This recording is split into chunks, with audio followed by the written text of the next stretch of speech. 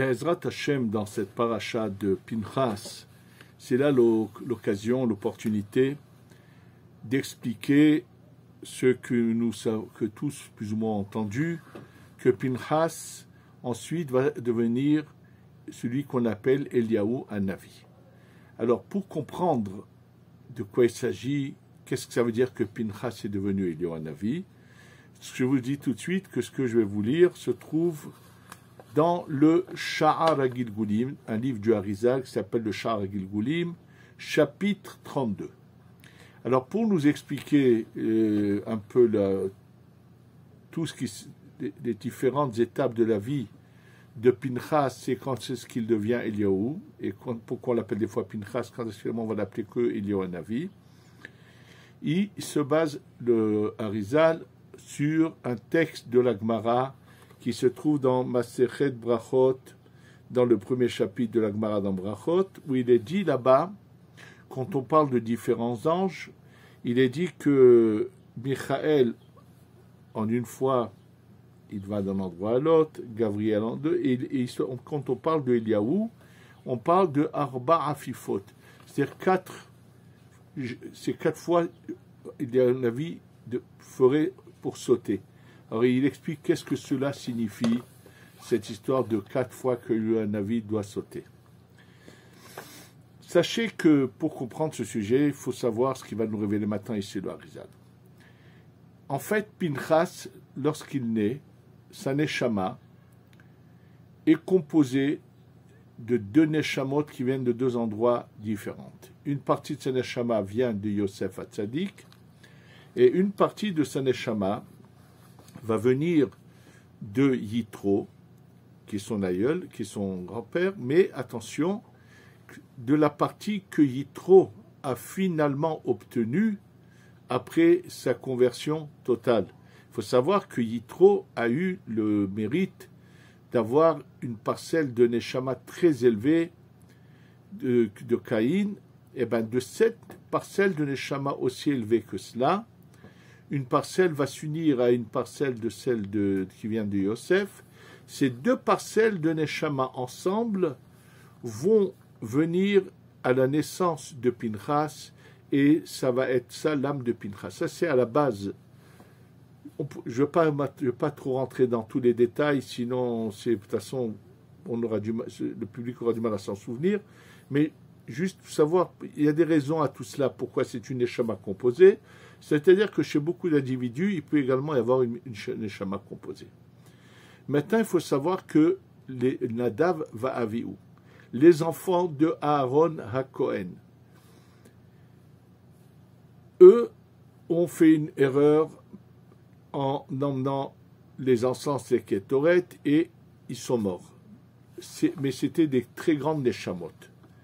Ces Neshamot-là, qui sont appelés 2 demi-Neshamot, vont vont rester en stand-by, en attente, et lorsque le jour où Pinchas, justement c'est le sujet de notre paracha, lorsque Pinchas rentre pour tuer Zimri ben Salou, puisque je rappelle les faits très rapidement, à la suite du conseil mauvais de cette mauvaise orientation qu'a eu Bilham de dire à Ammon et Moab, si vous voulez avoir le dessus, il faut les faire fauter dans l'adultère.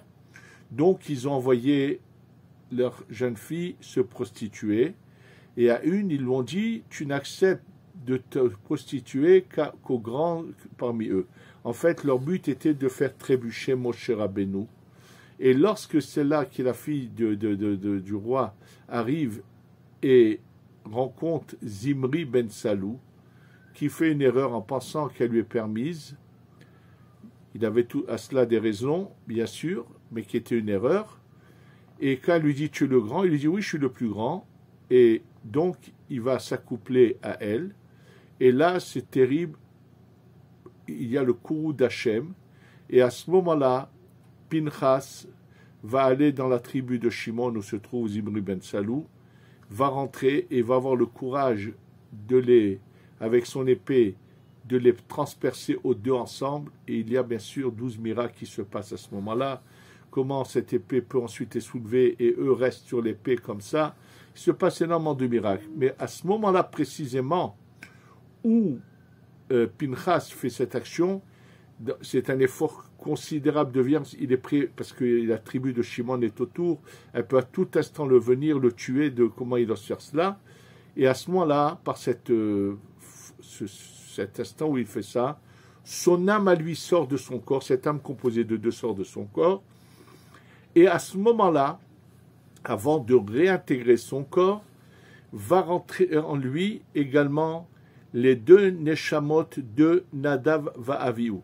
C'est-à-dire que Nadav va Avihu vont rentrer en lui de son vivant et on appelle ça Ribur Neshama. Mais elles ne peuvent pas rentrer comme ça en lui. Il faut qu'une Neshama qui n'est jamais descendue d'en haut vienne. Et là, il va y avoir, en filant pas qu'une, il y en a deux qui vont venir pour unir tout cela ensemble. C'est-à-dire le départ de la Neshama de Pinchas, qui est composé de deux, mais qui t'appelle une.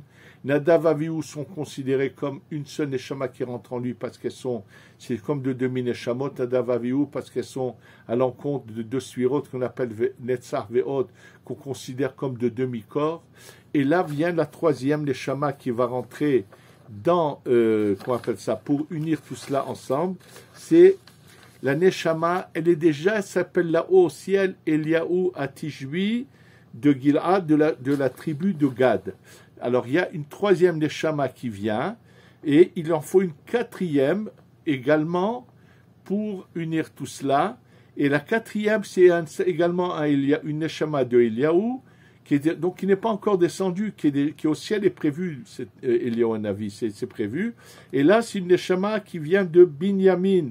Et ça répond comment se fait-il qu'à certains endroits, lorsqu'Eliaou apparaît chez les Chachamim, il leur dit, mais moi je suis des enfants de Rachel. C'est-à-dire quoi? Mais Pinchas, lui, vient de la tribu de Lévi, devient Cohen. Il est le fils d'Elazar qui est Cohen, mais il devient Cohen.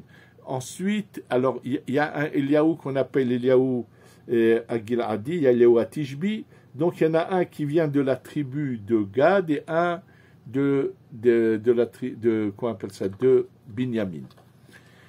Alors, ce qui fait, donc déjà, Pinchas se retrouve avec 4 Neshamot, une d'origine, et Nadav Avihu qui rentre en lui, ce qu'on appelle en Ibour, qui vont être unis grâce à ces Neshamot qui s'appellent Eliaou Atishbi ou Giladi, qui viennent de Gilad, de Binyamin.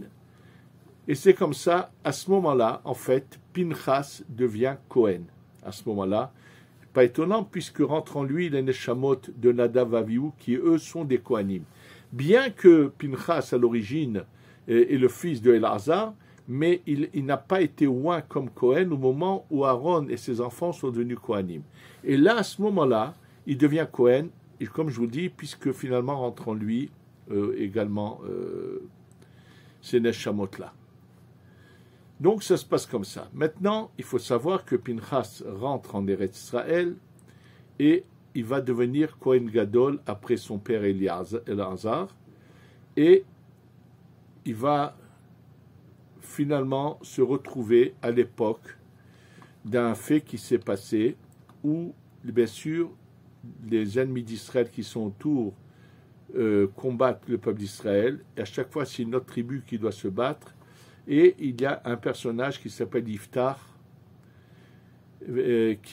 qu'on va nommer comme, ça va être le chef d'armée, que son entourage est allé chercher pour combattre les ennemis. Et donc Iftar va à la guerre et il fait un vœu. Akadosh Baruchu, si tu me fais gagner la guerre contre nos ennemis, quand je rentre chez moi, ce qui sortira de ma maison, je l'emmènerai en sacrifice devant toi. Et là, il commet une erreur.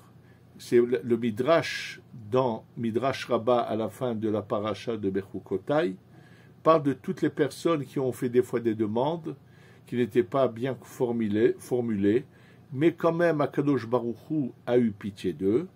Et ça ne va pas être le cas de Yiftar. Pourquoi? Je vais vous lire tout de suite ce que dit le Midrash là-dessus. En fait, le Midrash dit Yiftar Sha'al Shelo Kaogen. Ce qu'il a dit n'était pas quelque chose de correct. Qu'est-ce qu'il a dit? Vehaya ayotse asher yetse midal tebeti. Et tout ce qui sortira de la porte de ma maison, je l'emmènerai en sacrifice.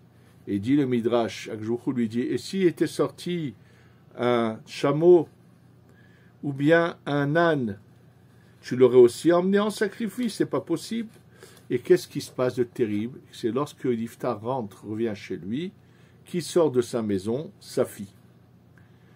Alors bien sûr, quand Yiftar voit que sa fille sort de sa maison, il déchire ses vêtements parce qu'il est dans un problème. Et malheureusement, il va se passer quelque chose de terrible. Pourquoi? Dit le Midrash, Aya yachol lehafer et nidro, velelech etzel Pinchas. Il aurait pu trouver une ouverture à son vœu et aller chez qui lui le libère de son vœu, c'est chez Pinchas.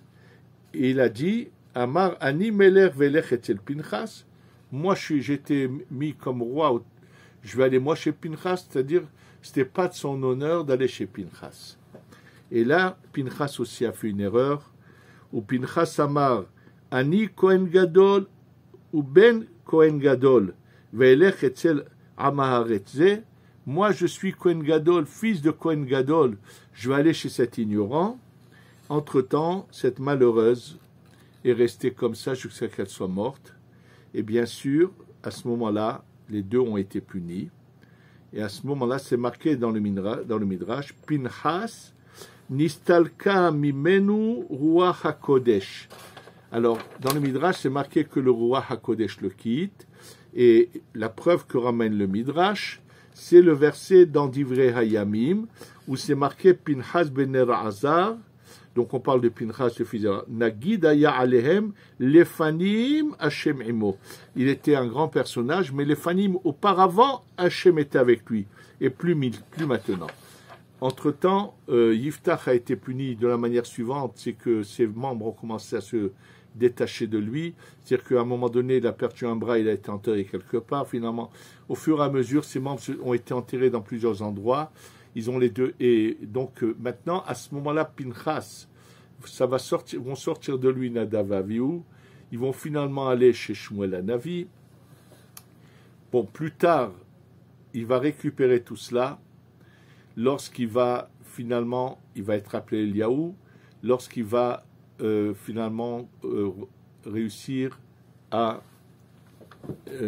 convaincre le peuple de ne plus suivre l'idolâtrie de ce qu'on appelle le Baal au mont du Carmel, lorsqu'il fait faire des autels et il se passe un grand miracle où tout le monde va dire Adonai Hua Elohim, Adonai Hua Elohim, et à ce moment-là, il va de nouveau récupérer, et finalement, bien sûr, à la suite de quoi il va, avant que Elisha, son élève, devienne Navi, il va monter dans un char de feu au ciel en tant qu'Eliaou, et bien sûr, ça continue.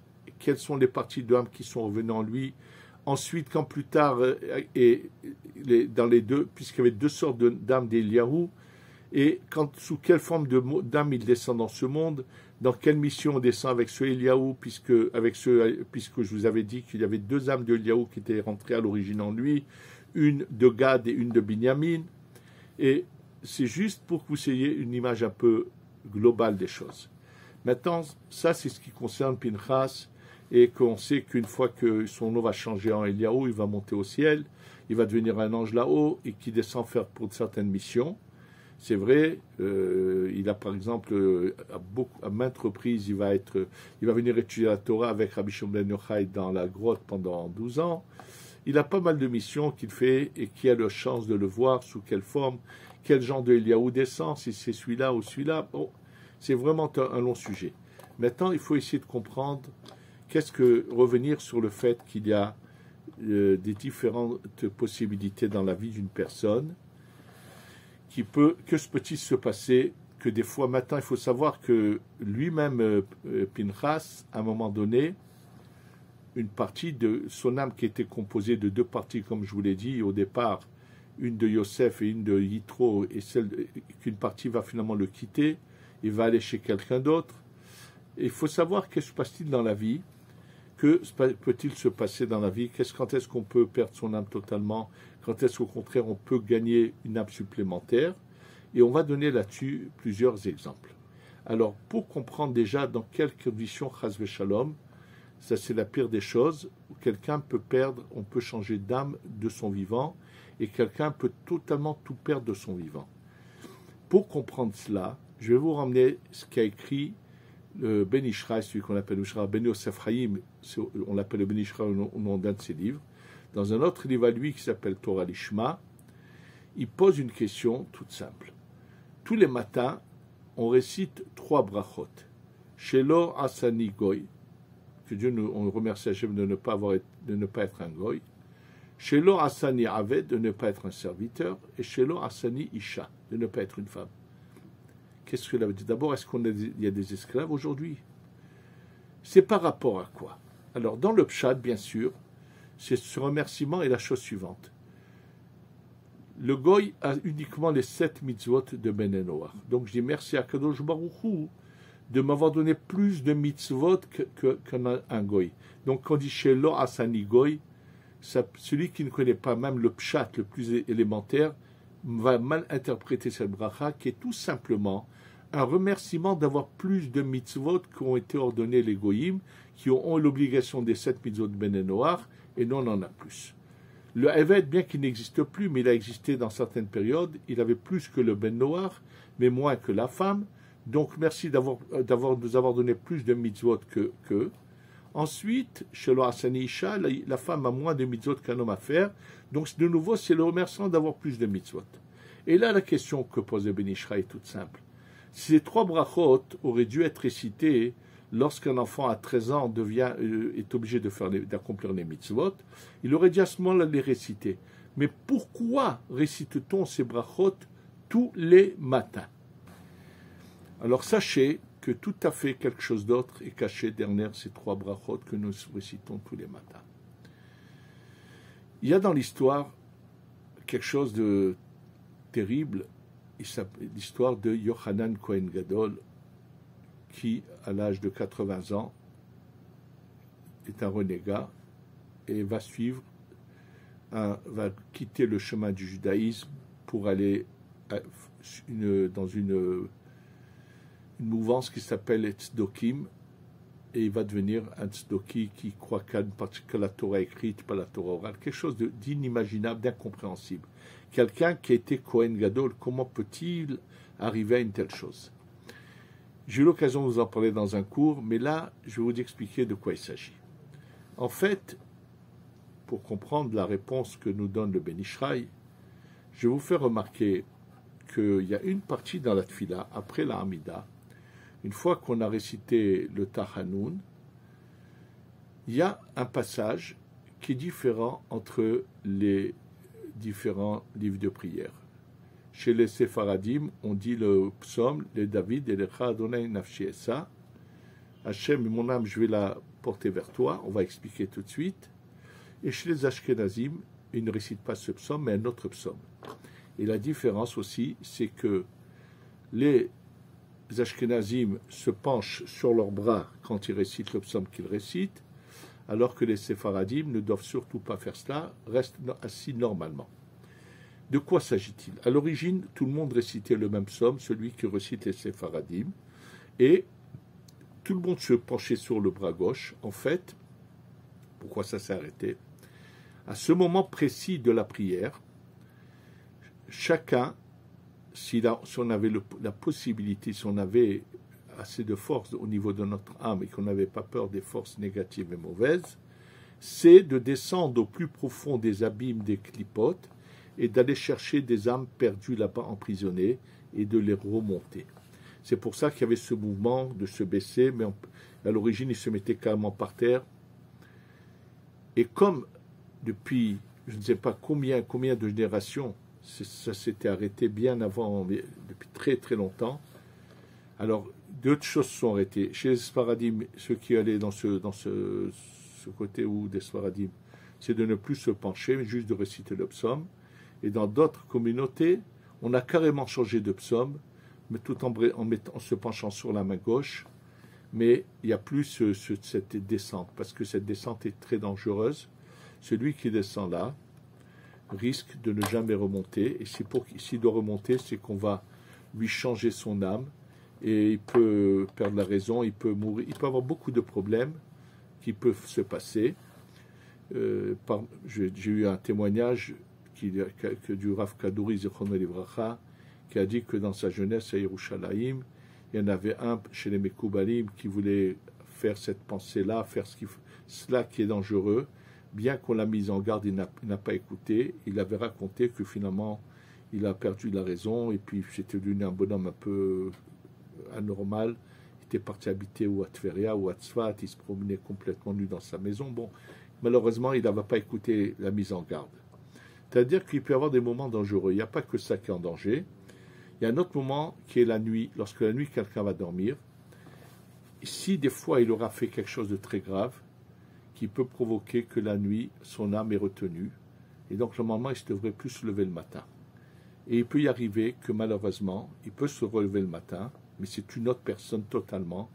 Il peut se relever avec l'âme d'un goy, avec l'âme d'un éved ou l'âme d'une femme. C'est-à-dire 3 possibilités.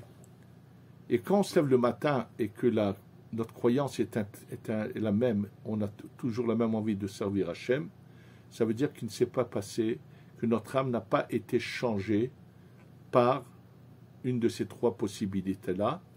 C'est comme ça qu'on peut le savoir.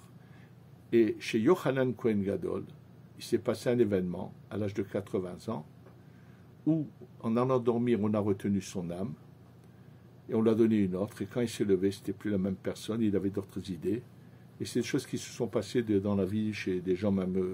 J'ai eu l'occasion de connaître une personne une fois qui a vécu à un moment donné à Aix-les-Bains et on m'avait dit comment après comment elle avait pas seulement tout lâché, était devenu il avait de la haine contre l'application de la Torah. Bref, il faut faire. Alors tous les matins quand on soulève et qu'on voit qu'on est le même personnage, donc ça veut dire qu'on n'a pas perdu notre âme.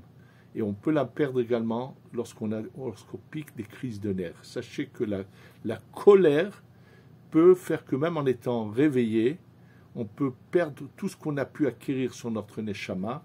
La colère est le pire des ennemis puisqu'on peut perdre tout ce qu'on a pu avoir en acquisition dans la Torah et les mitzvot. On peut les perdre en un instant avec la colère. Et c'est pour ça qu'il y a des gens qui malheureusement n'arriveront jamais à progresser parce qu'ils peuvent faire de la Torah et des mitzvot et hop, ils piquent des crises de nerfs. Ils viennent de tout perdre à ce moment-là. Ça, c'est les possibilités les pires. Maintenant, on va parler de ce qu'on appelle le Ibour Neshama. Alors, le Ibour Neshama, c'est autre chose. Il ne s'agit pas d'enlever l'âme de quelqu'un et lui mettre autre chose, mais peut venir en lui 2 possibilités. Ou un bon Ibour ou un mauvais. C'est-à-dire que va venir de son vivant, le pénétrer en lui, une âme étrangère. Alors, on va parler du cas du positif. Lorsque c'est positif, c'est une âme de tzaddik qui va descendre chez une personne. Alors, bien sûr, il faut pour cela beaucoup de mérite et faire attention à beaucoup de choses pour avoir la chance que, du côté positif, qu'un tzaddik descende et vienne aider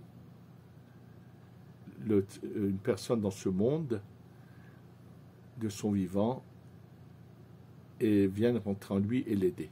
Ça s'appelle Ibour Neshama. Je peux vous donner là-dessus un témoignage que j'ai eu l'occasion d'entendre. Le premier chez qui j'ai appris en profondeur les écrits du Harizal s'appelle le Rav Azriel Mansour, qui a un collègue qui s'appelle Shuri Nafshi, Mekoubal à Yerushalayim. C'est chez lui que j'ai vraiment fait en profondeur mon premier chemin dans la Kabbalah.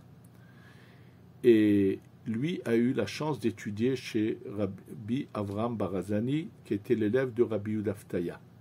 Et Rabbi Avraham Barazani lui a dit le témoignage suivant. Lui, Rabbi Avraham Barazani, a eu la chance que pendant 6 mois, une neshama d'un tzaddik est venue en lui et l'aider dans la Torah et lui révéler des choses. À la suite de quelque chose, c'est parti. et il lui a dit que Rabbi Yudaftaya, à part il avait des visions, que dans son shiur venaient les Tanaïm et ainsi de suite, mais en tant que Ibour rentrait en lui, dans son corps, pendant 2 ans, il y a le Neshama d'un tzaddik qui est rentré en lui, et à la suite une très légère colère, vraiment à peine, un petit moment comme ça, un effet de colère en lui, c'est le tzaddik l'a quitté. Donc je vous dis, voilà encore de nouveau combien c'est une chose qui est vraiment, il faut se travailler toute la vie. Souvent d'ailleurs, sachez que les problèmes, surtout dans les couples, qui malheureusement souvent aboutissent à des catastrophes, à des ruptures, à tout, viennent de la colère. Sachez que c'est l'ennemi numéro 1 qu'on doit absolument combattre et travailler, de savoir rester impassible à tout. C'est un travail, ça ne s'acquiert pas du jour au lendemain. S'il faut se travailler régulièrement, étudier là-dessus, et faire tous les soirs une sorte de récapitulation de sa journée, et de se dire à quoi ça sert de m'énerver, tout vient d'Hachem, lui n'est que le bâton. Vraiment, c'est un travail quotidien. Et quand on commence à faire ce travail, bien sûr qu'on est mis à l'épreuve. Mais quand on sait réussir, alors on peut gagner beaucoup.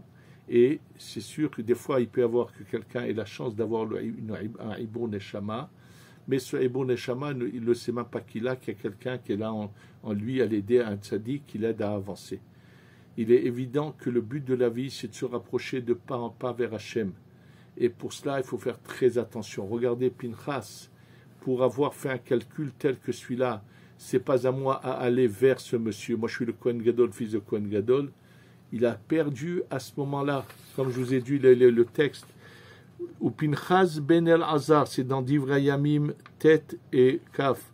Nagid Aya Alem, c'était bon, c'était un Kohen Gadol. Les Fanim Hachem Imo. Avant cela, Dieu était avec lui. Et il l'a perdu. Finalement, il l'a récupéré plus tard.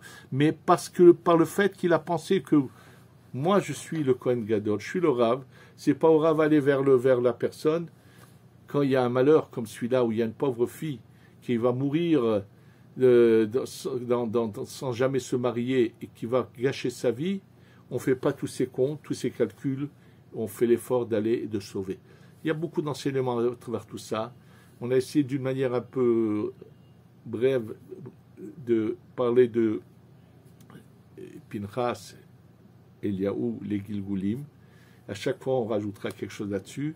Face à Hachem, que nous, on sacherait vraiment faire notre but, notre devoir, et non seulement ne pas perdre notre Neshama, mais au contraire, recevoir des lumières en plus sur notre Neshama pour mieux servir Hachem, et qu'on puisse enfin avoir la Goula Shlema, Shtavo, Bimera, Beyamenu, Amen, Ve Amen. En fait, après avoir fini le shiur sur Pinchas, j'ai pensé que j'ai omis de vous donner quelques informations importantes qui sont le côté historique. Combien de temps a vécu Pinchas avant de monter au ciel, une fois qu'il soit devenu Eliyahu Hanavi? Alors, c'est à peu près 600 ans. Il faut savoir que donc Pinchas est rentré en Eretz Israël. Il a été Kohen Gadol après son père El-Hazar, puisque Pinchas ben El-Hazar ben Aaron HaKohen. Donc après la mort de Aaron HaKohen, c'est El-Hazar qui était Kohen Gadol. Ensuite, ça a été Pinchas qui est devenu Kohen Gadol. Et sachez qu'il est monté donc au ciel à peu près à la fin du royaume de Yehoshaphat, qui était le roi de Yehuda. Et à la date à laquelle il est monté donc dans ce char de feu où l'élève l'a vu monter, c'était en 3047. La sortie d'Égypte était en 2408. Et sachez donc, lui, il est né à peu près à cette époque-là. C'est pour ça que il a vécu environ 600 ans. Et il faut savoir que ses enfants aussi ont été Kohen Gadol. À un moment donné, ça s'est arrêté dans sa descendance qu'il soit Kohen Gadol, étant donné qu'ils n'ont pas su s'occuper de l'histoire de ce qu'on appelle Pilegesh Bageva, cette fameuse histoire de cette Pilegesh que la tribu de Binyamin avait violée, qui est morte et qui a fait de grosses guerres dans le peuple d'Israël. Mais finalement, ils vont revenir à la Keuna Gdola avec Tzadok HaKohen, qui est un descendant de Pinchas, qui finalement, c'est par eux qu'ils vont redevenir de nouveau Kohen Gadol. En tout cas, c'était ce détail important de Pinchas, qui est devenu Eliyahu Hanavi. Donc finalement, il a vu 12 générations. Et donc, je vous dis, il a vécu environ 600 ans. Et après, donc, il monte. Et comme je vous l'avais dit qu'il avait, il a eu plusieurs âmes qui s'appelaient Eliyahu avant de descendre dans ce monde qui sont rentrées en lui. Donc, c'est pour ça qu'on a Eliyahu Atishbi, à Giladi. C'est plusieurs âmes qui sont rentrées en lui. Et à la fin, quand il monte au nom de Eliyahu. Mais c'est la personne, comme dit le Zohar dans Parashat Pinchas, il dit, il n'y a personne qui a vécu aussi longtemps que lui. Apparemment, il aurait même dépassé Achia Shiloni, qui aurait vécu aussi quelques siècles, mais pas autant que lui. Lui a vécu, je vous dis, un peu plus de 600 ans, et il a vu 12 générations. Et je vous dis, il est parti il est monté au ciel, et est devenu ange à l'époque du roi Yoshaphat. Et lui, chez lui, le Malach HaMavet, son corps n'a jamais été tué, donc son corps s'est métamorphosé et monté. Et c'est ce qui concerne.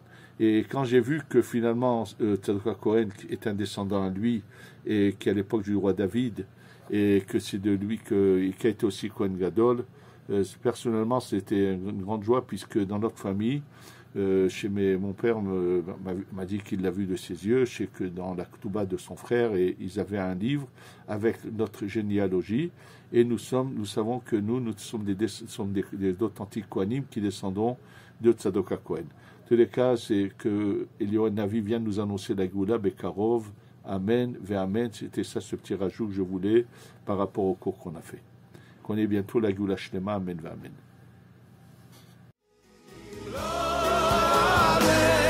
C'est